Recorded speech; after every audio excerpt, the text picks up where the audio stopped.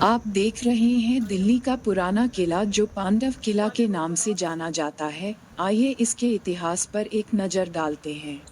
एक आवश्यक सूचना, ऐसी ही वीडियो को देखने के लिए मेरा भारत चैनल को सब्सक्राइब करें, लाइक करें। हम आपको भारत के हर राज्य की कोने कोने की वीडियो दिखाते रहेंगे। इस चैनल पर आपको भागवत कथा, राम कथा का सीधा लाइव प्रसारण देखने को भी मिलेगा। पुराना किला एक सदियों पुराना स्मारक है, जो वर्तमान में नई दिल्ली शहर के दक्षिण पश्चिमी भाग में स्थित है। दिल्ली का भूदृश्य ऐसी कई भव्य और अनोखी संरचनाओं से सुशोभित है, जो समय की मार सहकर भी अपने स्थान पर टिकी हुई हैं। औपनिवेशी इतिहासज्ञों ने रोम की 7 पहाड़ियों और दिल्ली के 7 शहरों के बीच की समरूपता का वर्णन किया है। दोनों ही शहर ऐसे थे जिन पर कई शासकों ने अपना अधिकार स्थापित किया और इनका कई बार गठन, विघटन और पुनर्गठन किया। दिल्ली के शहर लाल कोट तोमर राजपूतों द्वारा बनवाया गया एक सशक्त किला था, जिसे 12वीं सदी में पृथ्वीराज चौहान ने किला राय पिथौरा का नाम दिया था। ये दिल्ली की सबसे पुरानी संरचनाओं में से एक है। ऐसा कहा जाता है कि पृथ्वीराज ने उसे 1192 में मोहम्मद गोरी के हाथों खो दिया था।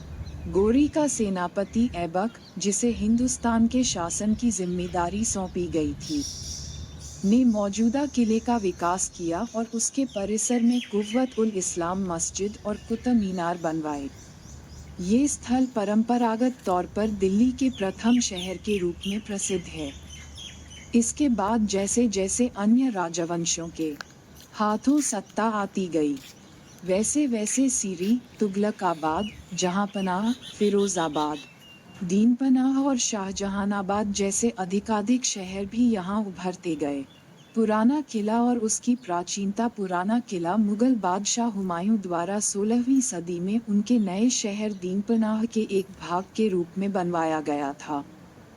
हो सकता है कि कई लोग ये जानने के लिए उत्सुक हों कि दिल्ली में इस किले से काफ़ी पुराने किले होते हुए भी यह किला विशिष्ट रूप से पुराना किला के रूप में क्यों प्रसिद्ध है। इस प्रश्न का उत्तर एक ऐसे युग में छिपा है, जिसके बारे में हम स्मारकों और भौतिक संस्कृति के मुकाबले विभिन्न मिथक, कथाओं और आख्यानों के माध्यम से ज़्यादा जानते हैं। एक महत्वपूर्ण स्थानीय मान्यता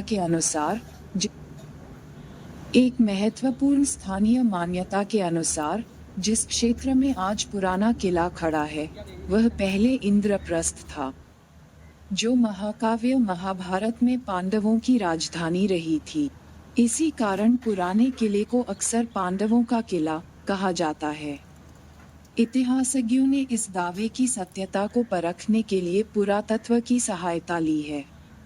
बी लाल के नेतृत्व में भारतीय पुरातत्व सर्वेक्षण ने सन 1954 से 55 और 1969 से 1973 में इस स्थल पर उत्खनन अभियान चलाए थे, जिनमें चित्रित धूसर मृदभान अर्थात पेंटेड ग्रेवेयर पीजी ब्लू किस्म की मिट्टी के बर्तनों के कुछ टुकड़े पाए गए थे। इन्हें इतिहासज्ञ महाभारत के समय ईसा पूर्व 1500 से 1000 का बताते हैं। इतिहासज्ञों ने चौथी सदी ई से शुरू करते हुए सीधे 19वीं सदी ई तक 8 समयावधियों में पाई जाने वाली स्तरीकृत परतों की जांच की, जिससे इस बात की पुष्टि होती है कि इस स्थल पर सदियों से लोगों का निरंतर और प्रदीर्घ निवास रहा है।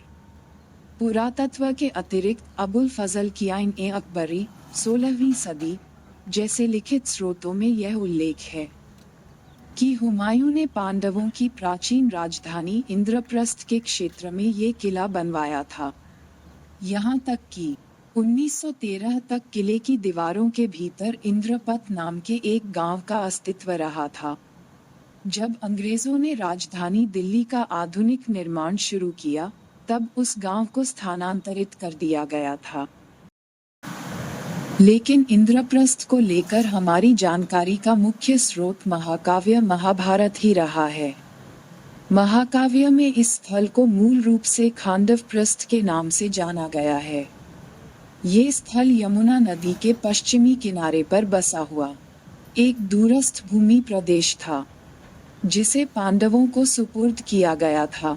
इस प्रदेश के पश्चिमी भाग में अरावली पर्वतमाला है, जो इसे प्राकृतिक रूप से रक्षा प्रदान करती थी। ऐसा कहा जाता है कि पांडवों ने इस बंजर भूमि प्रदेश को एक समृद्ध शहर में तब्दील करते हुए उसे अपनी राजधानी का रूप दिया और उसे एक नवीन भव्य नाम दिया, इंद्रप्रस्थ या देवताओं का शहर। इरावती कर्वे ने महाभारत के अध्ययन को लेकर अपनी सुप्रसिद्ध रचना युगांत में इंद्रप्रस्थ के भव्य महल और महासभा का इस प्रकार वर्णन किया है। महासभा का निर्माण चालाकी से किया गया था। बेचारे दुर्योधन का सिर पहले दीवारों से टकराया, फिर उसे लगा कि वह पानी पर चल रहा है तो वह अपने वस्त्रों को सिकोड़कर चलने लगा, लेकिन जल्द ही उसे पता चला कि वह तो सूखी जमीन पर ही चल रहा था। अंततः जब उसे ये लगा कि वह ठोस जमीन पर पांव रख रहा है, तब वह बावली में गिर पड़ा। उसके गिरते ही देखने वालों ने उसका काफी मजाक उड़ाया। इंद्रप्रस्थ की भव्यता देखने के बाद कौरवों के मन में पनपी ईर्ष्या की भावना और उसके साथ साथ इंद्रप्रस्थ में हुए उनके अपमान के कारण महाभारत के भीषण की नींव पड़ी।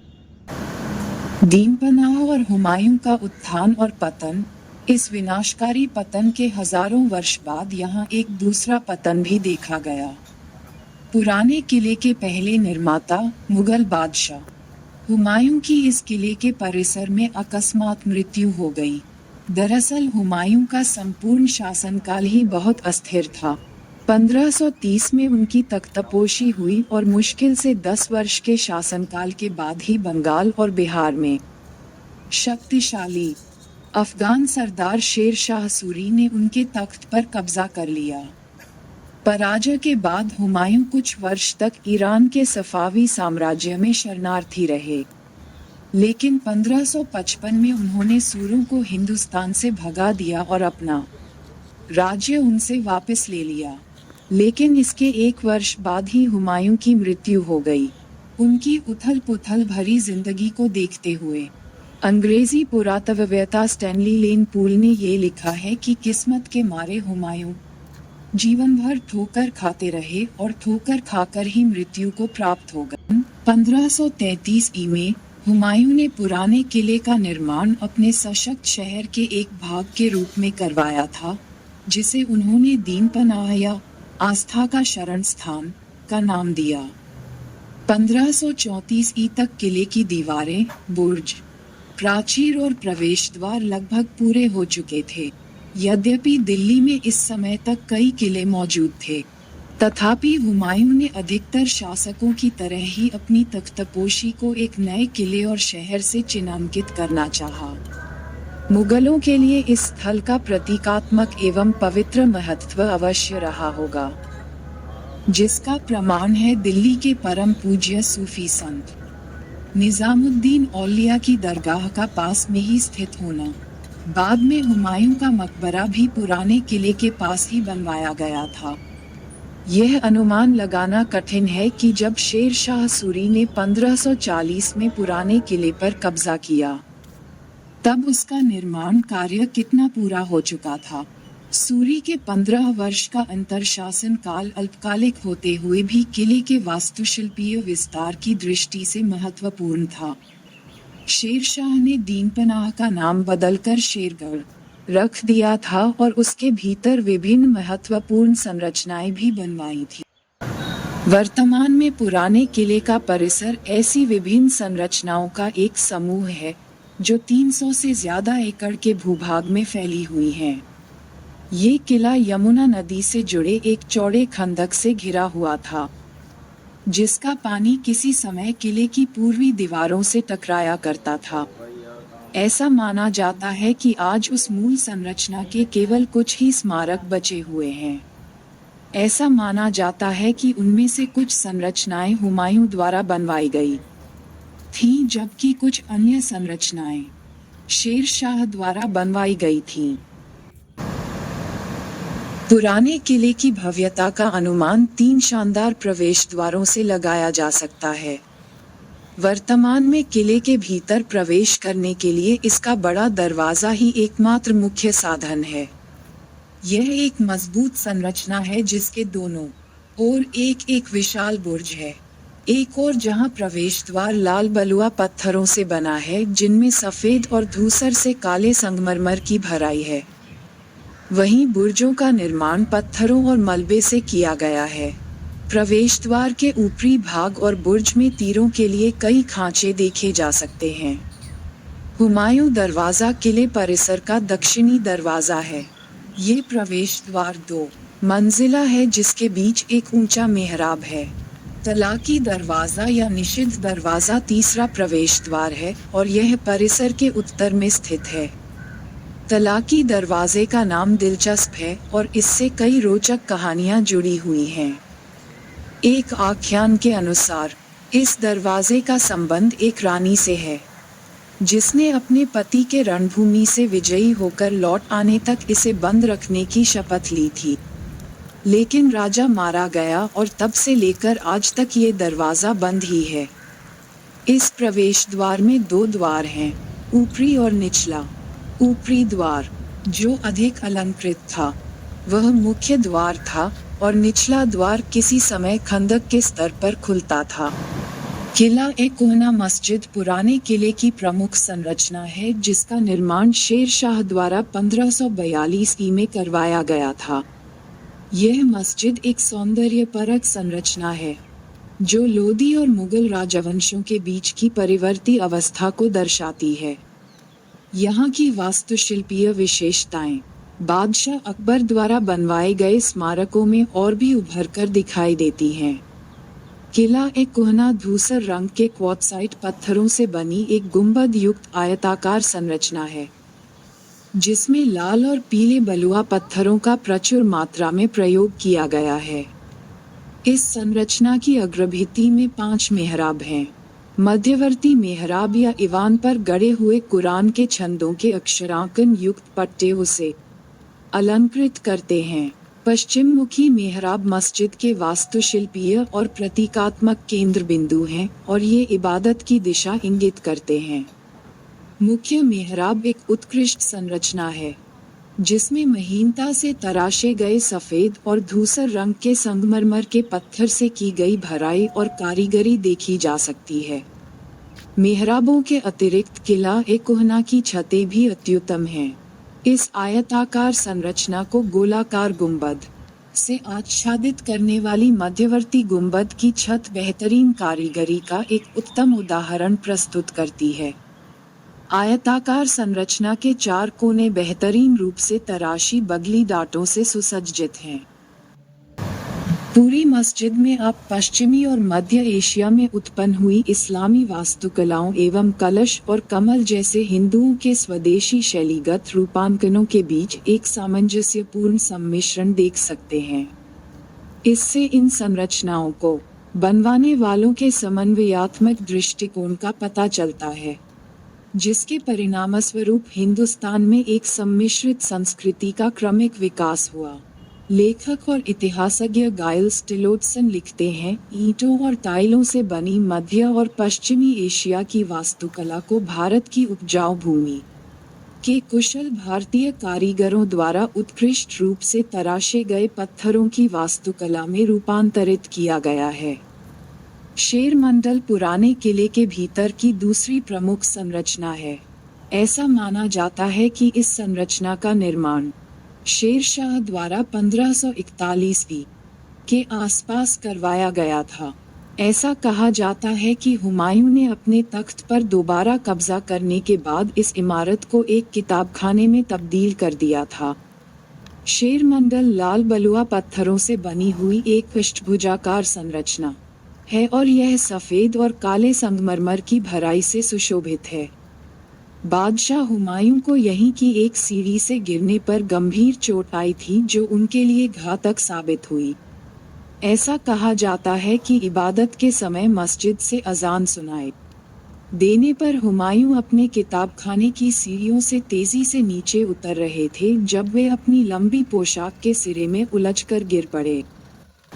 अन्य संरचनाएं शेर मंडल के निकट एक बावली है जिसमें कई सीढ़ियां हैं जिनके बीच में समतल जगहें हैं जो हमें पानी की सतह की ओर ले जाती हैं।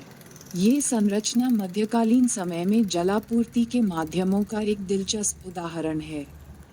हम्माम या गुसलखाना यहाँ की एक दूसरी संरचना है।